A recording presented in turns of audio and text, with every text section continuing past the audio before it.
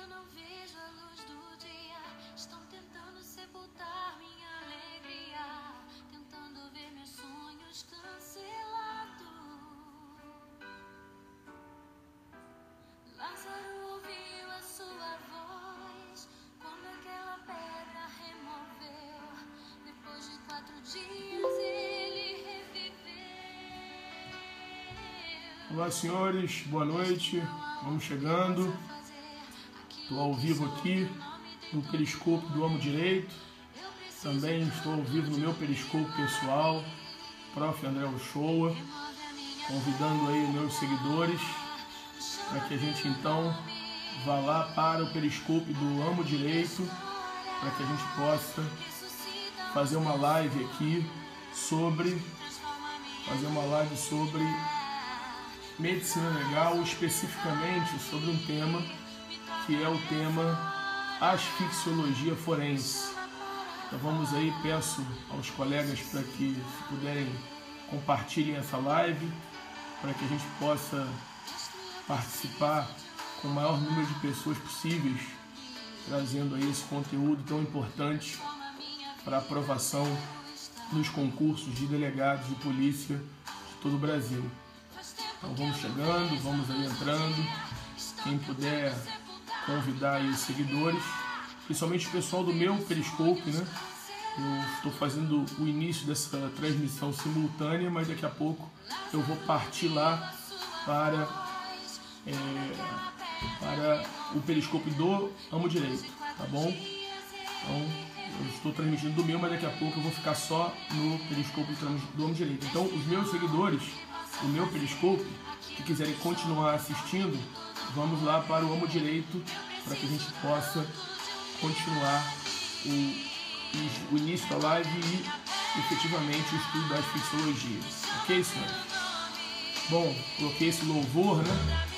Tão importante na vida de todos nós, não só trabalhar a parte do estudo, mas também a parte espiritual, que é tão relevante para nos mantermos rígidos na luta pela aprovação para a busca do cargo de delegado de polícia.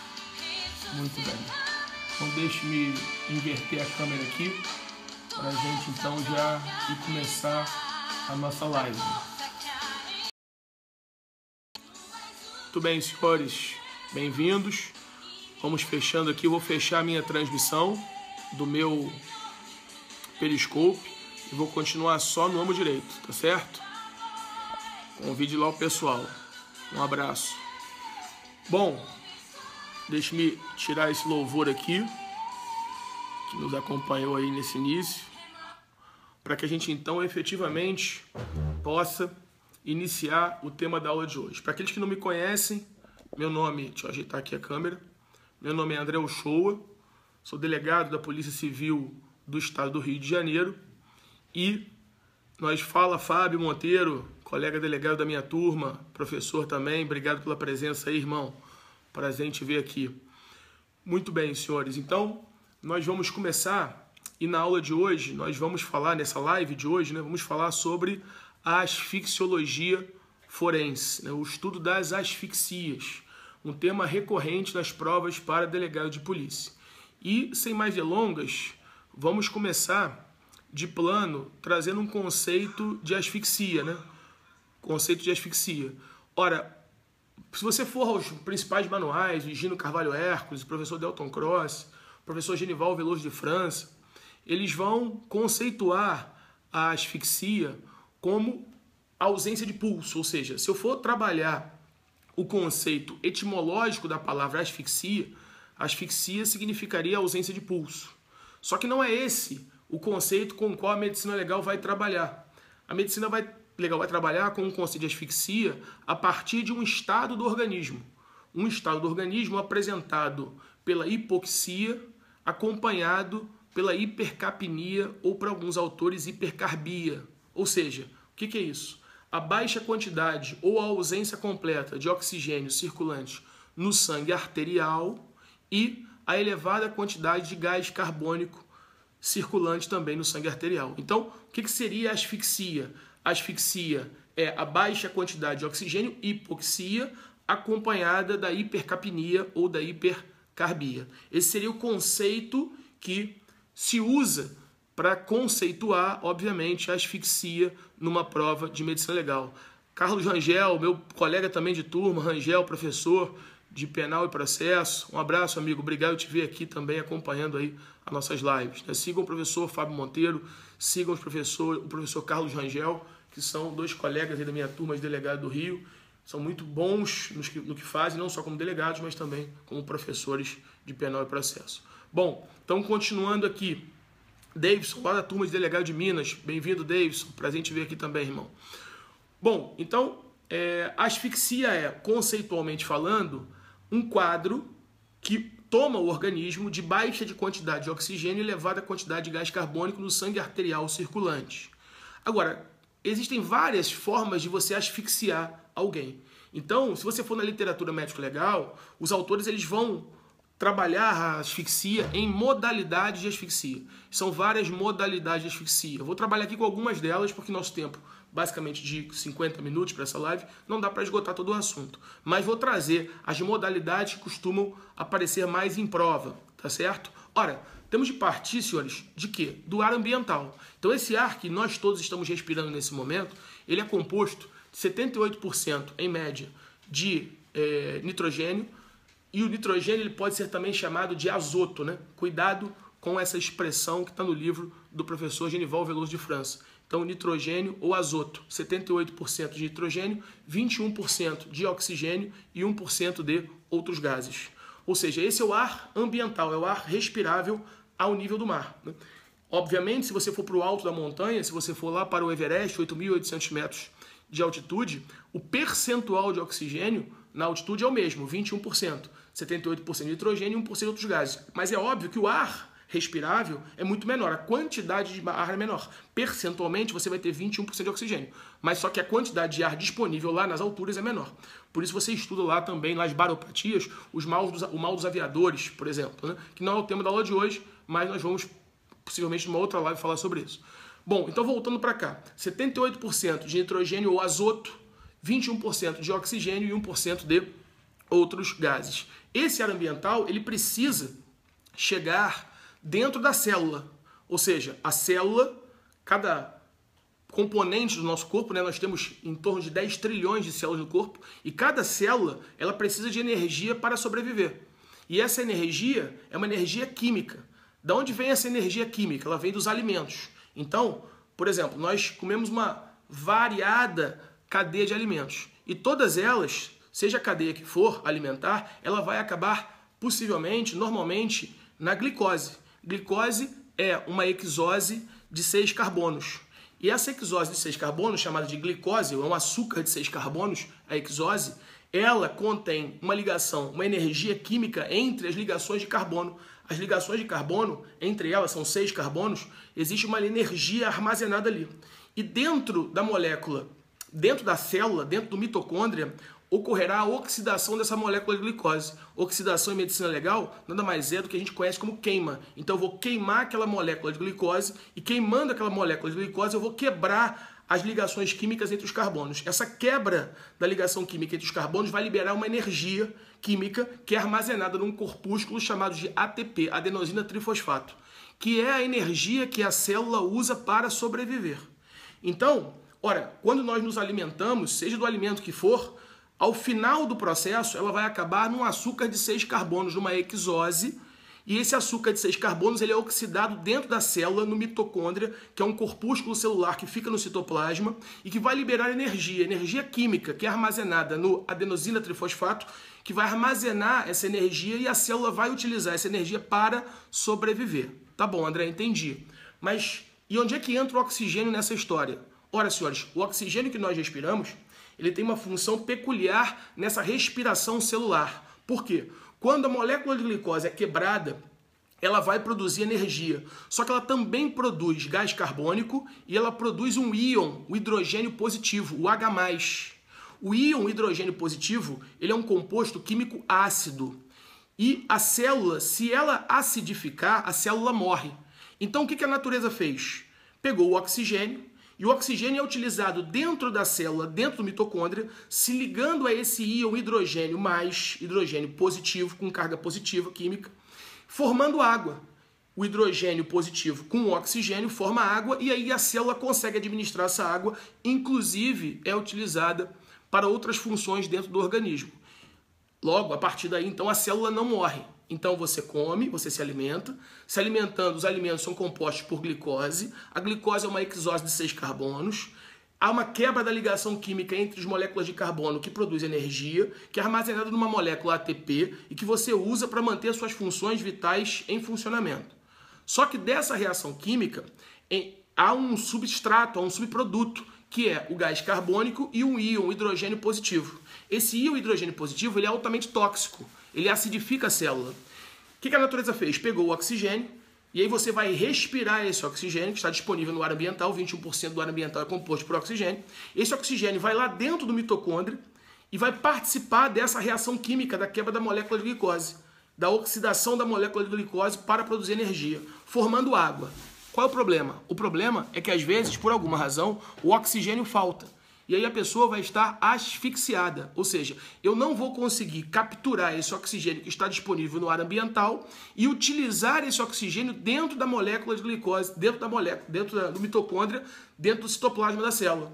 E aí a pessoa vai estar, então, asfixiada.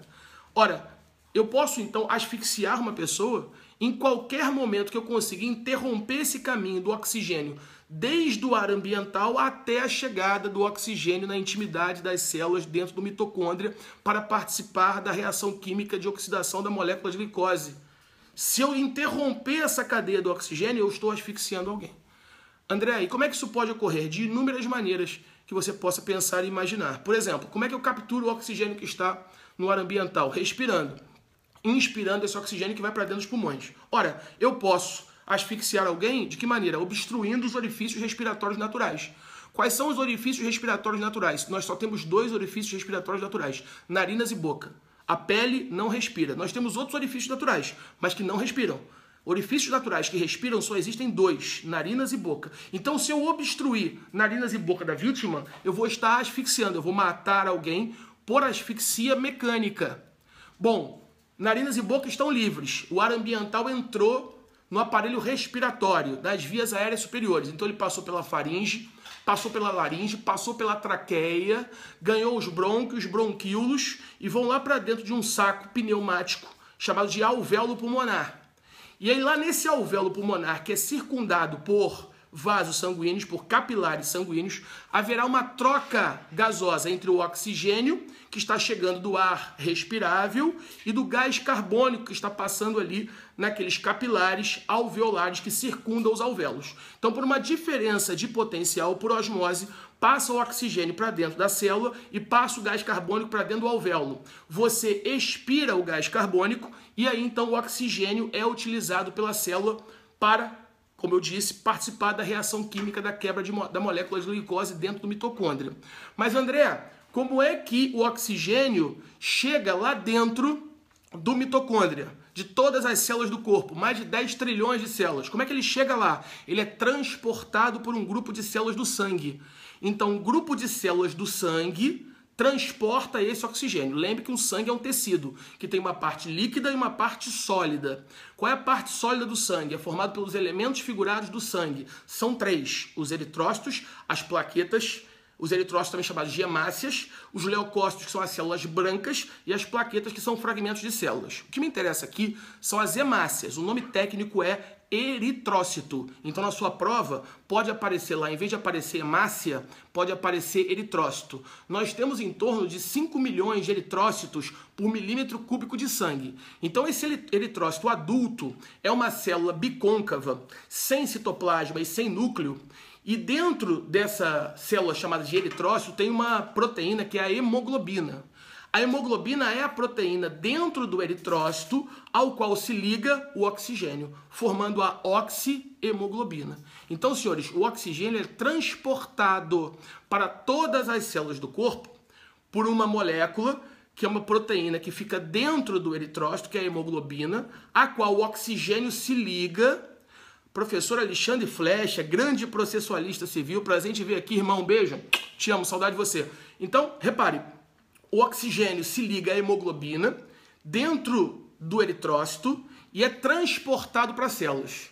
Chega o eritrócito a todas as células do corpo, ele entrega o oxigênio e pega o gás carbônico.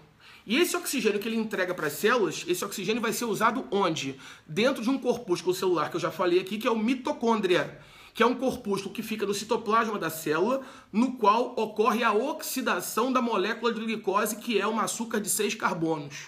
Então esse oxigênio vai se ligar ao hidrogênio positivo dentro do mitocôndria, impedindo que a célula acidifique e que ocorra uma acidose celular e que o corpo morra. Tranquilo isso? Dúvidas? Ah, André, isso é muito complexo. Ah, não entendo nada. Ah, isso aí não é de direito. Eu sei, senhores. Eu sei que é complexo, eu sei que é um tema que é estranho ao bacharel em direito, eu sei que há muitos nomes que nós não conhecemos, eu sei que tem uma parte da biologia que você precisa compreender e entender, principalmente se você quiser fazer as provas de medicina legal, nas quais a medicina legal cai de forma mais profunda, como, por exemplo, delegado de polícia do Rio de Janeiro, em que a medicina legal cai praticamente no mesmo nível que a prova de perito legista. Então, por isso que eu estou aqui, obviamente, né? Se eu venho aqui e aí você participa de uma live, não é para te dizer o óbvio, porque o óbvio você abre qualquer resumo desse aí você vai ler, tá? Mas não tem jeito, você tem de estudar de forma mais profunda que você puder, caso você queira enfrentar os concursos de medicina legal mais difíceis, tá certo? Muito bem. Bom, então voltando para a asfixia. O ar ambiental está disponível, eu preciso do oxigênio. Para que eu preciso do oxigênio? Para ele ir lá dentro da molécula de glicose, dentro do mitocôndria, dentro da célula, de cada uma das células do corpo, dentro do mitocôndria, para que ele participe da oxidação da molécula de glicose, que vai produzir energia para nós estarmos vivos. Só que a produção dessa energia, ela tem um substrato danoso, que é justamente a produção de um íon, que é o hidrogênio positivo. Se eu deixar o íon hidrogênio positivo sendo produzido em cada célula, sem que ela se ligue ao oxigênio, a célula vai morrer porque ela vai acidificar. Então o oxigênio se liga ao hidrogênio, forma água e aí o corpo administra essa água, inclusive utiliza em outras funções do organismo. Muito bem. Aí eu vou asfixiar o camarada. Como é que eu vou asfixiar o camarada? Eu vou asfixiar numa hipótese de sufocação direta. Então a primeira modalidade de asfixia aqui é a modalidade de asfixia sufocação direta. Como é que é a sufocação direta, André? Pela obstrução dos orifícios respiratórios naturais, narinas e boca.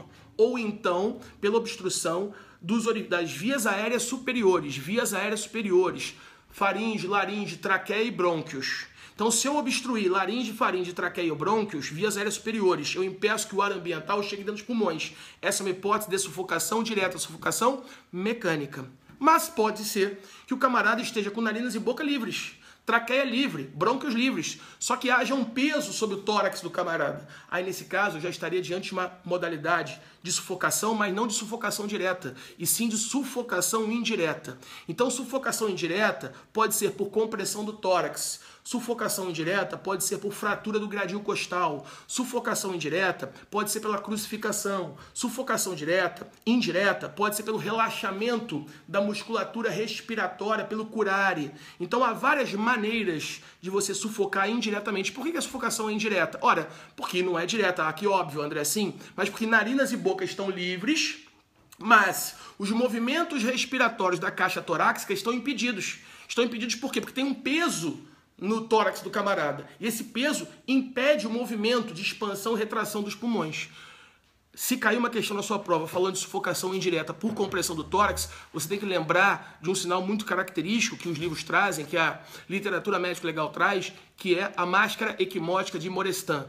Máscara equimótica de Morestan. O que é a máscara equimótica de Morestan que aparece nas hipóteses de sufocação indireta por compressão do tórax? O camarada está com um peso no tórax. Imagina que ele estava num edifício, o edifício desabou, caiu uma laje de concreto sobre o tórax dele. Os movimentos respiratórios estão impedidos. Então, senhores, o coração está pressionado contra o pulmão, a coluna vertebral. E aí o coração, fazendo movimentos de sístole e diástole, ele expande, ele pulsa o sangue. O sangue vai para os vasos da cabeça e pescoço. Só que a circulação de retorno pela veia, pelas veias que retornam o sangue da cabeça para o coração, que é a veia jugular, ele leva o sangue para a cabeça, artéria carótida, traz o sangue da cabeça para o coração, veia jugular. Ou seja, o sangue vai se acumulando nesses vasos do pescoço e da cabeça e aumentando a pressão dentro dos vasos. O sangue vai extravasando. Extravasamento de sangue se embrenhando das malhas dos tecidos, eu tenho o fenômeno da equimose. E a equimose, então, milhares de petequias, que é uma espécie de equimose, na região facial da vítima, na região do tórax, na região do pescoço, formando a chamada máscara equimótica de Morestan. Então, a presença da máscara equimótica de Morestan é um sinal de sufocação indireta por compressão do tórax, uma hipótese de asfixia. Então, modalidade de asfixia. Primeira modalidade, por obstrução das vias aéreas superiores, por obstrução dos orifícios respiratórios naturais, sufocação indireta por compressão do tórax. Essa é uma primeira modalidade de asfixia. Mas nós poderíamos também falar numa segunda modalidade de asfixia, que é a asfixia por constricção do pescoço. Essa talvez uma das que mais cai em prova para delegado. Asfixia por constricção do pescoço. E quando eu lembro de asfixia por constricção do pescoço, você tem que lembrar de 3 hipóteses de asfixia, que é o enforcamento, estrangulamento e esganadura. Enforcamento, estrangulamento, esganadura. Conceito básico. Diferença, candidato, prova oral. Qual é a diferença de estrangulamento, esganadura e enforcamento? Esganadura. Vamos lá na esganadura primeiro, porque na esganadura não tem laço. Ou seja, na esganadura eu vou atacar o pescoço da vítima com as mãos. Então eu vou ao pescoço da vítima e aperto o pescoço da vítima. Então a constricção do pescoço, quando a força que aperta o pescoço é a força das mãos do agressor, eu estou diante de uma esganadura. Diferentemente do enforcamento e do estrangulamento. Repare, no enforcamento e no estrangulamento eu vou ter um laço. Ó. Aqui é uma corda, isso aqui é um laço, né? Uma corda. Esse laço aqui, vou fazer um laço. Ele vai ter uma alça. Isso aqui é a alça do laço, isso aqui é o nó, tá certo? E eu vou passar esse laço no pescoço, tá? Passei, repare. Se o que tracionar o laço for o peso do corpo da vítima, ou seja, o que está tracionando o laço é o peso do corpo da vítima. Como é que é o nome dessa modalidade de asfixia por constricção do pescoço? Enforcamento. Então, no enforcamento, eu tenho um laço que passa no pescoço da vítima, esse laço tem uma alça que toca o pescoço, tem um nó. Ora, se o que tracionar o laço for o peso do corpo da vítima, eu estou diante de um enforcamento. Agora, reparem, se o que tracionar o laço do pescoço da vítima for qualquer outra força que não seja qualquer outra força que não seja o peso do corpo, aí eu estou diante do estrangulamento. Então, o que está tracionando o laço aqui? É a força das minhas mãos que está puxando o laço. Então, não é enforcamento, é estrangulamento. Ah, André, entendi. Então, no enforcamento e no estrangulamento, significa que tem laço? É, isso, significa que tem laço. Agora, qual é a diferença, então, de enforcamento para estrangulamento? No enforcamento, o que traciona o laço é o peso do corpo da vítima. E no estrangulamento, o que traciona o laço é qualquer outra força que não seja o peso do corpo da vítima. E na esganadura? Na esganadura não tem laço. Na esganadura, o que vai fazer a constricção do pescoço é as mãos do agressor. E aí, numa prova de concurso, eles colocam assim: um laço foi passado no pescoço da vítima, e aí então o agressor, com a força das mãos, apertou o laço. Ora, como a força das mãos foi a força que apertou o laço, que apertou o pescoço, isso seria uma hipótese de esganadura. Marca, certo ou errado? Errado, senhores. Por quê? Porque para ser esganadura, a força das mãos tem que diretamente apertar o pescoço. Ora, aqui eu tenho mão na questão. As mãos apertaram, só que as mãos apertaram o laço, e o laço apertou o pescoço. Então não é esganadura, é estrangulamento. Estrangulamento. André, o mata-leão. Qual a hipótese do mata-leão? O camarada pegou o outro aqui, lutador de jiu-jitsu, pegou o outro, e então, grande professor Edésio Ramos, delegado de polícia da minha turma. Seja bem-vindo, irmão. Prazer em te ver por aqui.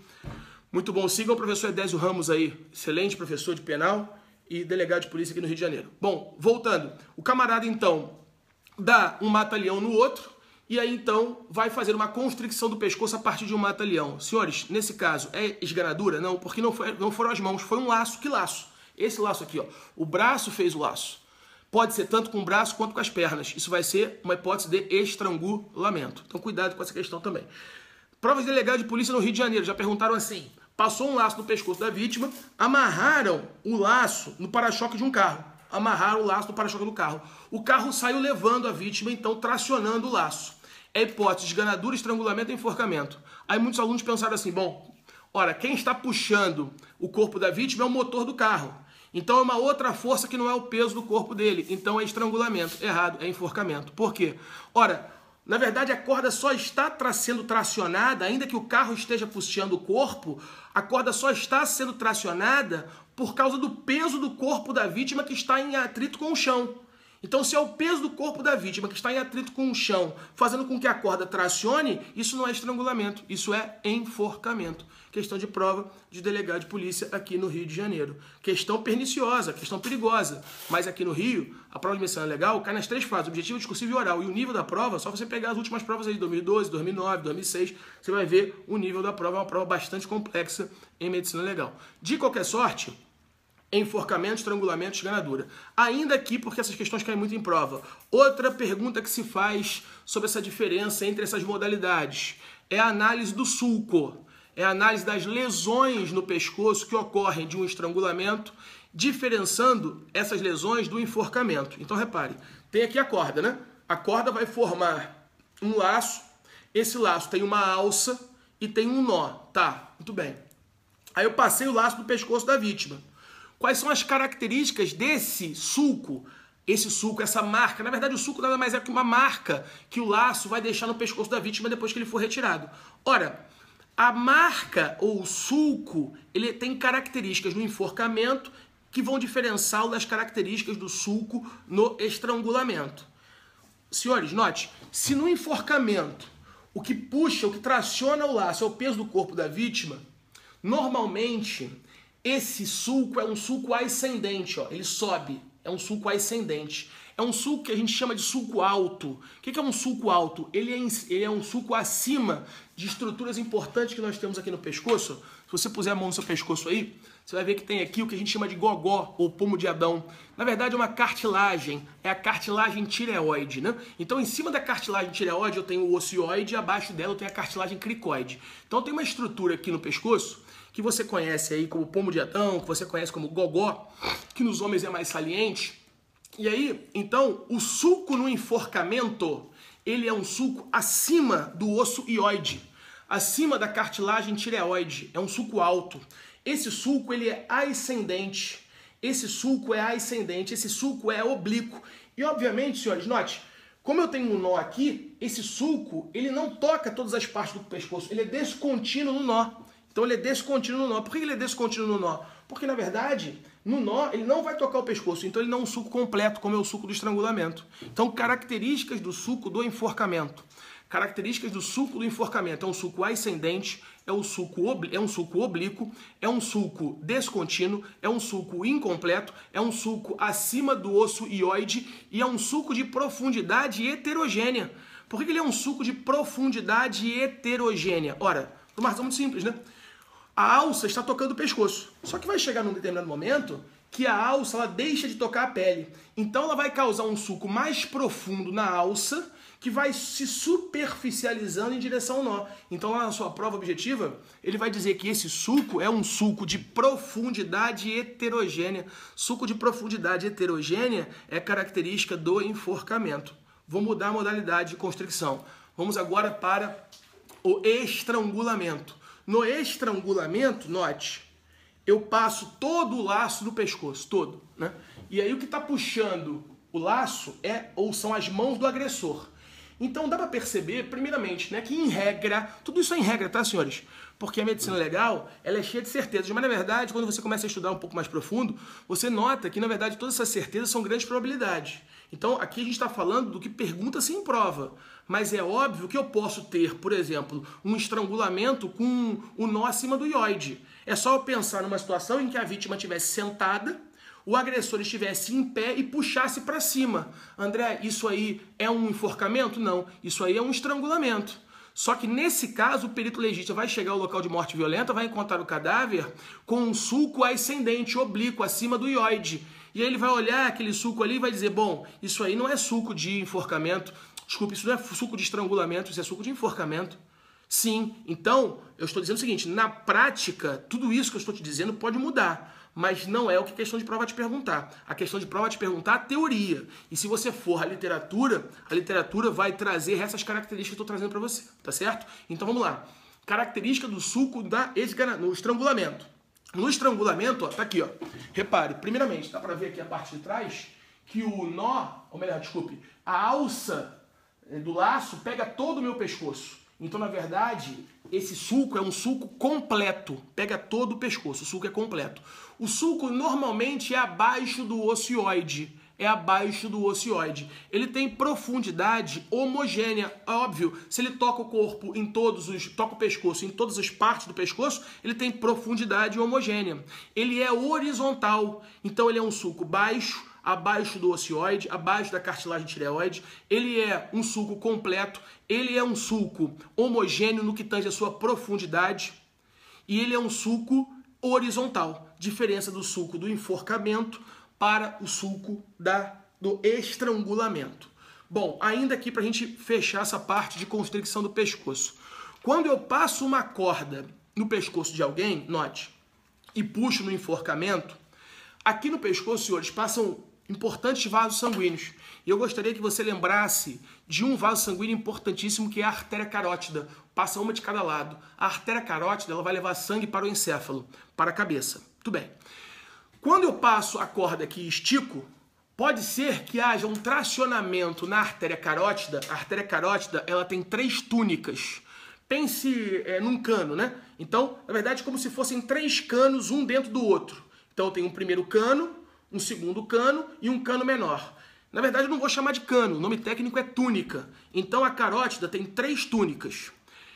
Se eu causar uma rotura na túnica interna da carótida, então, olha só, eu fiz uma constricção no pescoço, eu puxei esse pescoço, eu esgarcei essa parte do pescoço, isso fez gerar uma rotura na túnica interna da carótida. Rotura na túnica interna da carótida é o chamado sinal de Amussat.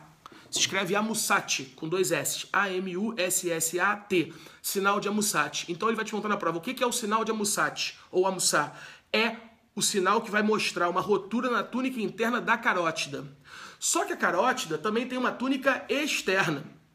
E aí, uma lesão na túnica externa da carótida é o sinal de Friedberg, que se lê Friedberg, sinal de Friedberg. Então, o sinal de Friedberg é uma equimose na túnica externa da carótida. Sinal de Amussat é uma rotura na túnica interna da carótida.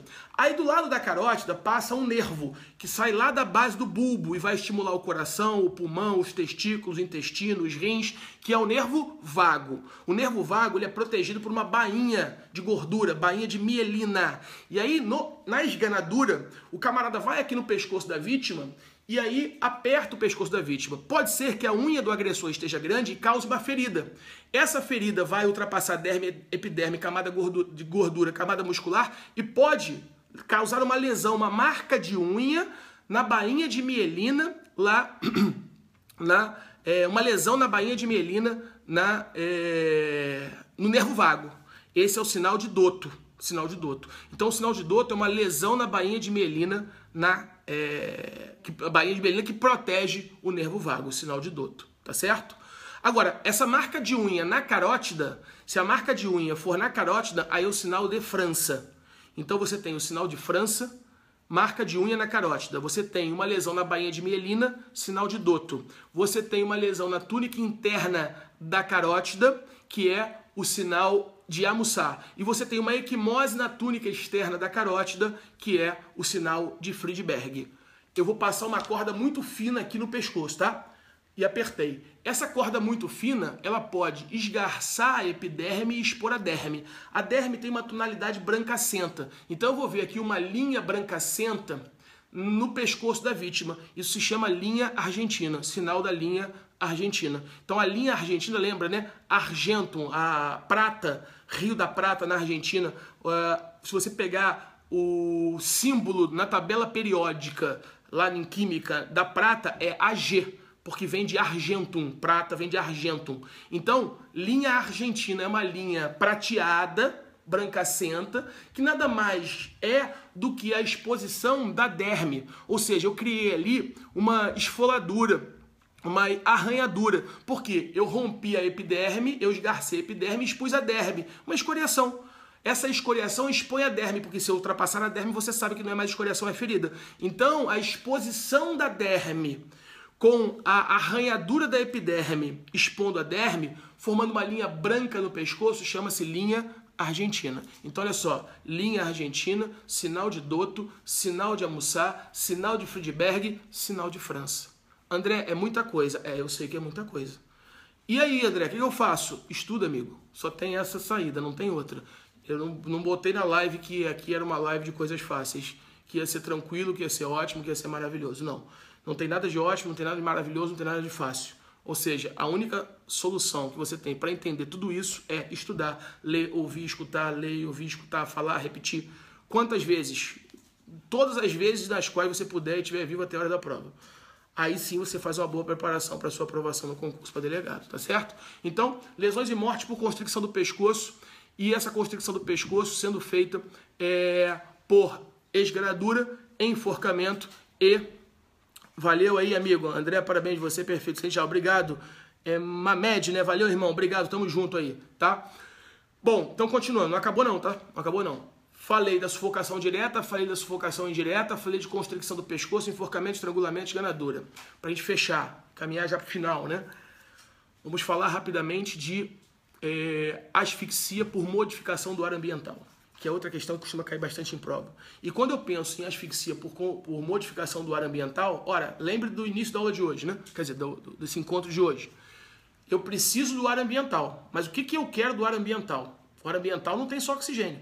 O ar ambiental tem azoto, o ar ambiental tem outros gases. 78% de azoto, 21% de oxigênio e 1% de outros gases.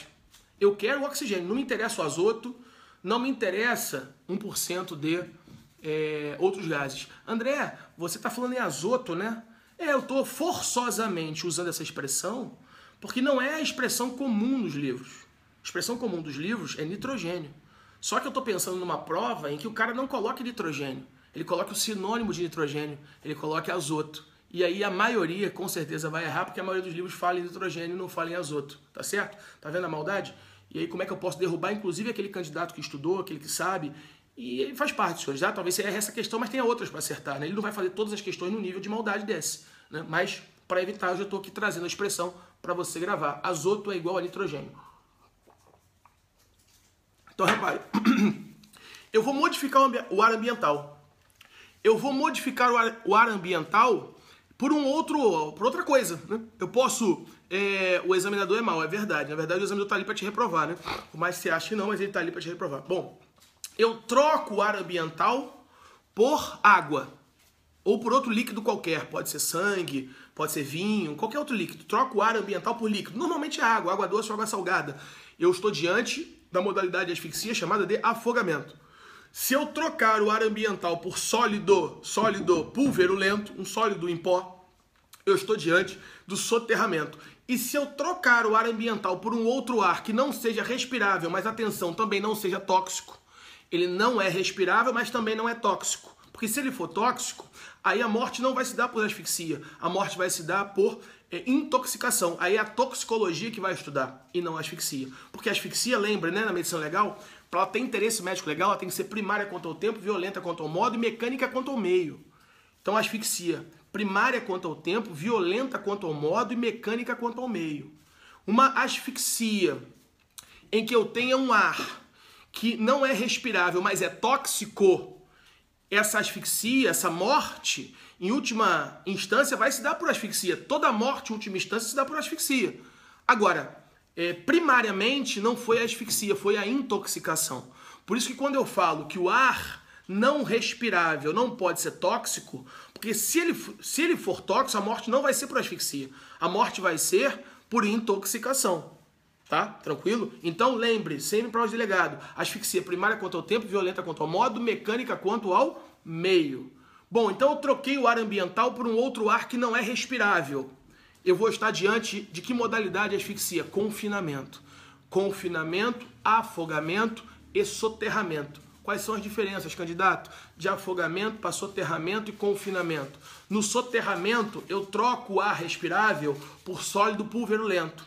No confinamento, eu troco o ar respirável por um outro ar que não é respirável, mas também não é tóxico. E no afogamento, eu troco o ar respirável por líquido, que normalmente é a água, podendo ser água doce, podendo ser água salgada. Coloque no seu caderno aí, ou coloque nas suas anotações. Sinais de certeza de afogamento. Sinais de certeza de afogamento. Bom, a literatura vai falar em alguns sinais que, se estiverem presentes, são de certeza de afogamento. Mas antes de falar desses sinais, deixa eu aqui espancar uma dúvida que pode pairar aí na sua mente.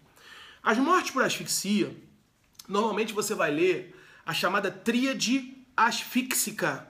Tríade da asfixia ou tríade asfíxica. O que é a tríade asfíxica? São sinais que aparecem nas mortes por asfixia. São 3, tríade, óbvio, né? Sangue, fluido e escuro, congestão polivisceral e manchas de Tardieu, ou petecas disseminadas. Petecas disseminadas, que são chamadas de manchas de Tardieu, sangue, fluido e escuro, e congestão polivisceral. Pergunta que o examinador vai te fazer, candidato, o que é a tríade asfíxica? Uma prova oral de medicina legal, por exemplo, aqui no Rio de Janeiro tem prova oral, em São Paulo tem prova oral, medicina legal tem prova oral, se não me engano, em Goiás, em alguns estados tem prova oral de medicina legal. Aí eles perguntam, quais são os sinais, o que é a tríade asfíxica? Excelência, sangue, fluido escuro, congestão polivisceral e manchas de Tardieu, petecas disseminadas, que é a mesma coisa.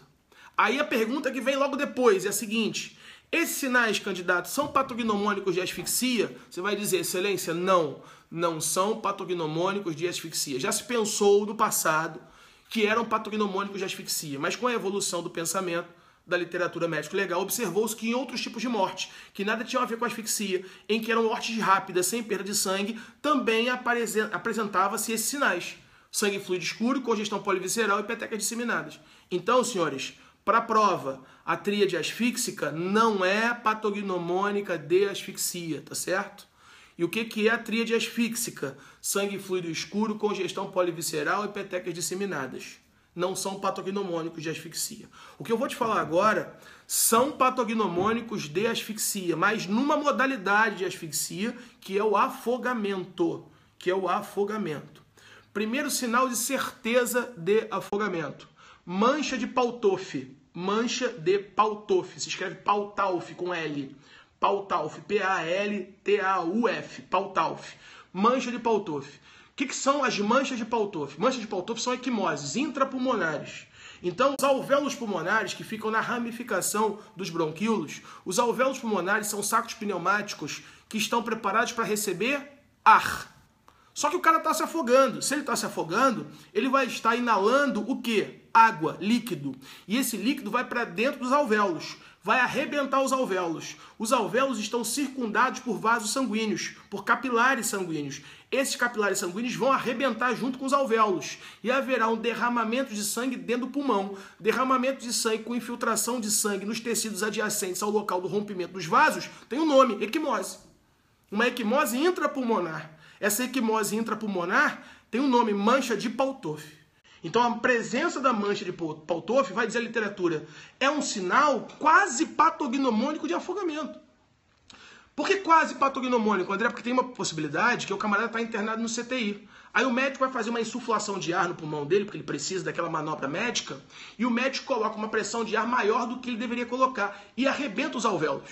Vai ter uma equimose intrapulmonar, que seria equivalente à mancha de Paltolfi. Só que a mancha de Paltolfi é usada para o afogamento.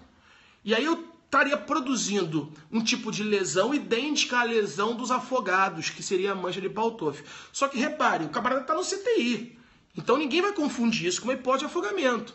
Um camarada que é encontrado morto numa massa líquida de água, o perito legista vai para o médico legal, faz o exame interno, faz o exame das vísceras, faz o exame do pulmão e acha mancha de Paltolfi, é patognomônico de afogamento. Então, o primeiro sinal patognomônico de afogamento, mancha de Paltolfi. Segundo sinal patognomônico de afogamento, o perito ele vai fazer uma análise da densidade do sangue nos átrios, coração, 2 átrios e 2 ventrículos. Tudo que sai do pulmão vai chegar no átrio esquerdo do coração. Então, ele vai pegar a densidade do sangue no átrio esquerdo do coração e vai comparar com a densidade do sangue no átrio direito do coração. Se ele estivesse afogando em água doce ou em água salgada, haverá uma diferença de densidade do sangue no átrio esquerdo quando comparado à densidade do sangue no átrio direito. Essa diferença de densidade é um sinal de certeza de afogamento, que pode ser em água doce ou em água salgada. Não vou explicar a diferença agora aqui nessa live, porque é algo mais complexo. É bom explicar com desenhos, não daria para explicar porque não tem um quadro, né? Mas saiba que a diferença de densidade do sangue no átrio esquerdo, quando comparado com o átrio direito, é sinal patognomônico de afogamento. Terceiro sinal patognomônico de afogamento. Esse mesmo sangue do átrio esquerdo e do átrio direito, eu posso medir o ponto de congelamento do sangue. Se ele congela mais próximo de zero ou se ele congela mais próximo, mais afastado de zero. É o exame de Carrara, é a quiroscopia de Carrara. Então, se houver uma diferença do ponto de congelamento do sangue do átrio esquerdo quando comparado com o átrio direito, isso está ligado à quantidade de sal no sangue, porque ele está se afogando ou em água doce ou em água salgada, quanto mais denso o sangue estiver, quanto mais quantidade de sal tiver no sangue, o ponto de congelamento estará mais distante de zero do átrio esquerdo, quando comparado com o ponto de congelamento do sangue que tem menos sal do átrio direito.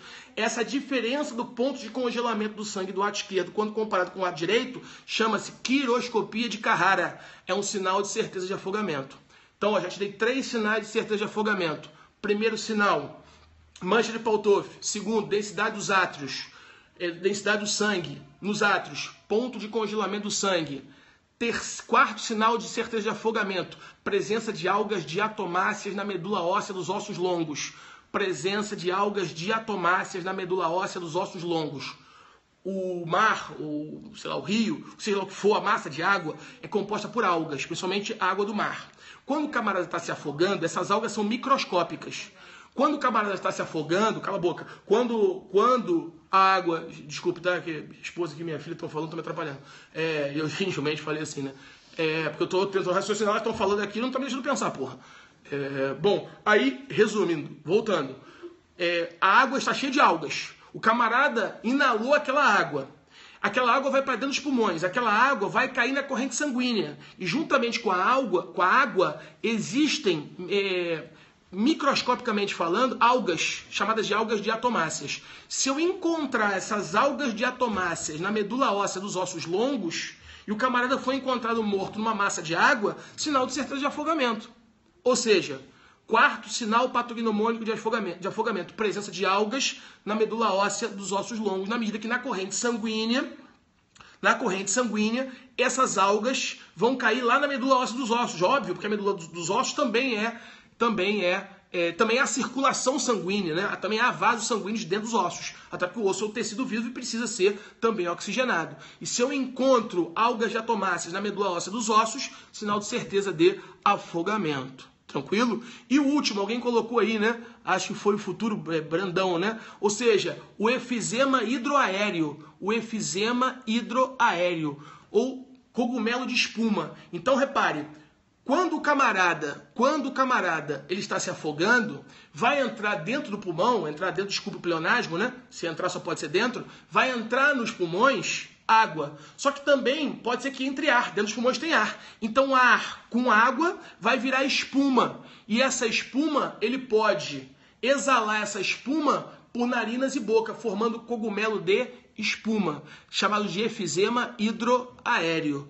Repare, cuidado, tá? Porque o efizema hidroaéreo, ele pode estar presente nos afogados, mas ele não está presente só nos afogados, não. Há outros tipos de morte, como, por exemplo, morte por eletropressão, em que eu posso ter efizema hidroaéreo. Mas se o cara foi encontrado numa massa líquida e morreu, ora, a presença do efizema hidroaéreo acaba sendo também patognomônico de afogamento. Sinal que ele estava vivo, ele morreu afogado. É o chamado afogado azul, é o chamado afogado verdadeiro, ou afogado cianótico.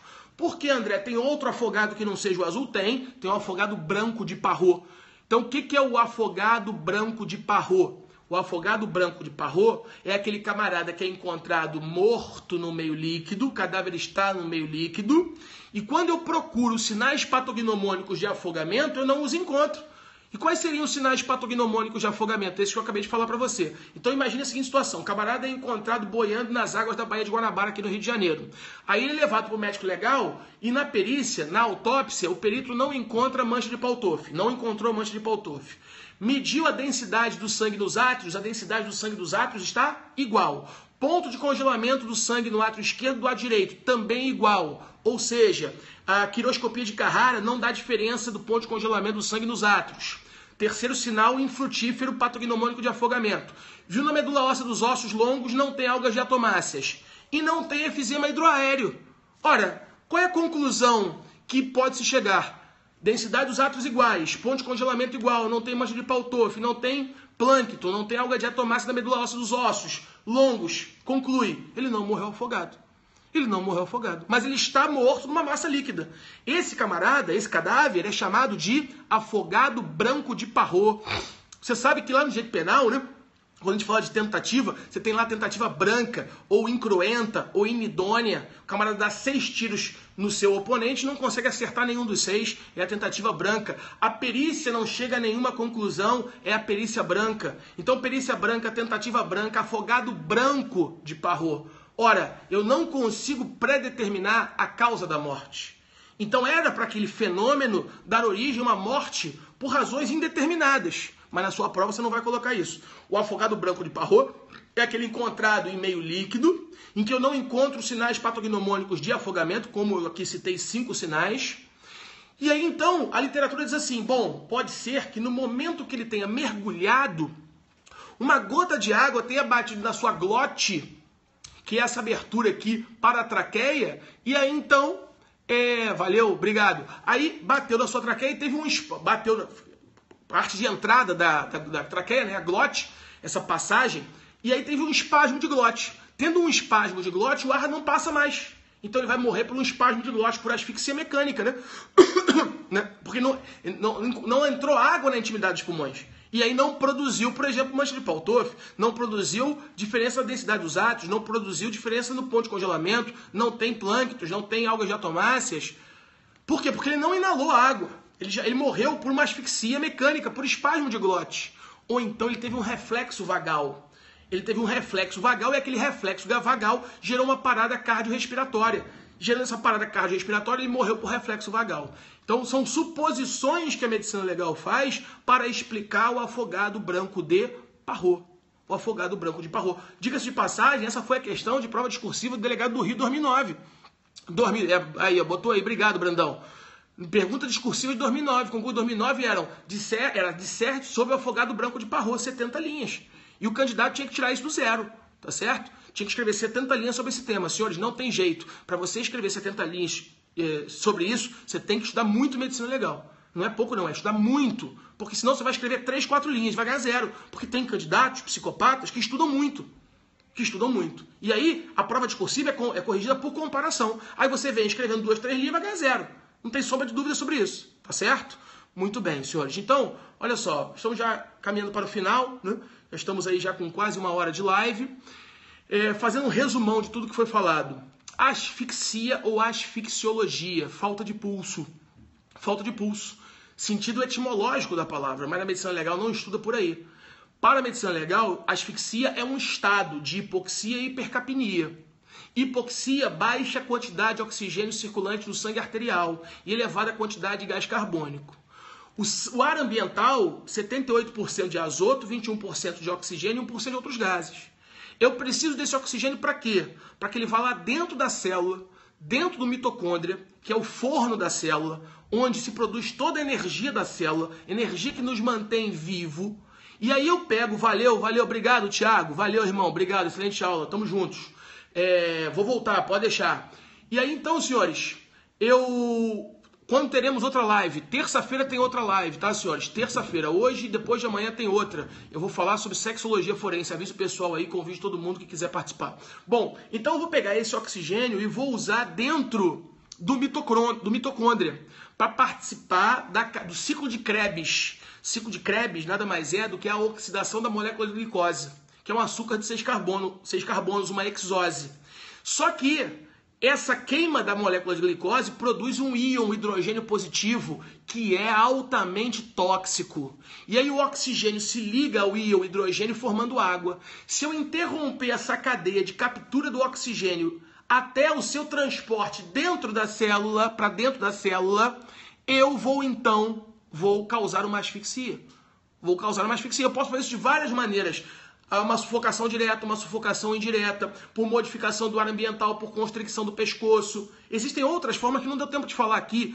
Por exemplo, nas asfixias por monóxido de carbono, nas asfixias pelo gás cianídrico, nas asfixias pelo curare.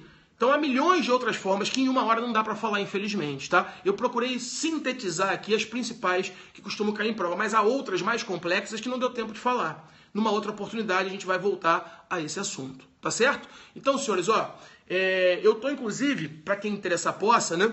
Começando no Portal F3, www.portalf3.com.br, um módulo de medicina legal para delegado de polícia Brasil. Esse é um módulo com 36 horas. Vamos estudar todos os pontos de medicina legal, desde perícias até sexologia forense. Vamos estudar todos os pontos em 36 horas. Vai ter online e vai ter presencial, né? O módulo começa quarta-feira agora. Quarta-feira agora é de 9 a meio-dia. Presencial, mas tem online também. É uma isolada no Portal F3. André, eu não moro no Rio, eu moro em outro estado, não tem importância, o módulo tem online. Eu moro no Rio, quero assistir presencial. Portal F3, centro da cidade, ali na Rio Branco, lá no finalzinho da Rio Branco, esquina com a Buenos Aires, no prédio do Clube Militar. Então você pode assistir presencialmente, você pode assistir online de qualquer lugar do Brasil, tá certo? Começa aí na quarta-feira, tá certo? Bom, me sigam, essa é minha esposa Fernando Shoa, repare, tá colocando aí, quem quiser me seguir no Instagram, quem ainda não estiver me seguindo no Instagram, eu dou várias dicas no Instagram sobre medicina legal, sobre direito administrativo, já que eu também dou aula de direito administrativo.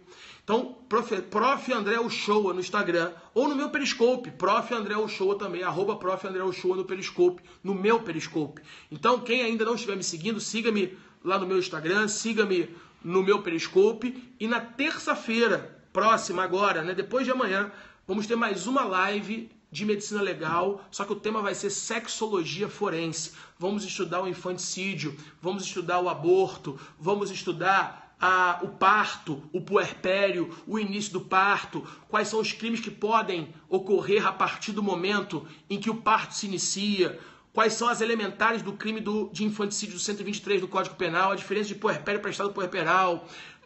Vamos estudar a fecundação, vamos estudar as teorias da natalidade, teoria da fecundação, no direito penal, no direito civil. Ou seja, vai ser uma live bem bacana na terça-feira sobre sexologia forense.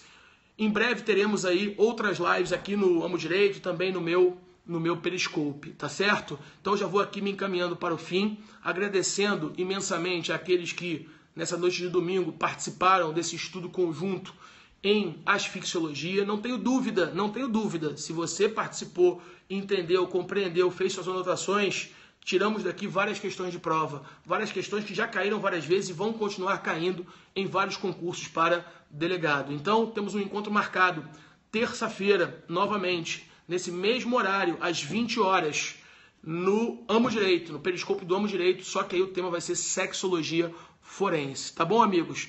Agradeço a todos aí pela participação, aqueles que acompanharam, e vamos juntos até um próximo momento. Fiquem com Deus, bom final de domingo, bom descanso, e amanhã começa novamente uma luta pela nossa aprovação e pela nossa melhora na capacidade de raciocinar, na capacidade crítica, na capacidade de melhorar o pensamento e o nosso estudo. Fiquem com Deus, muito obrigado e até a próxima oportunidade. Valeu, um abraço.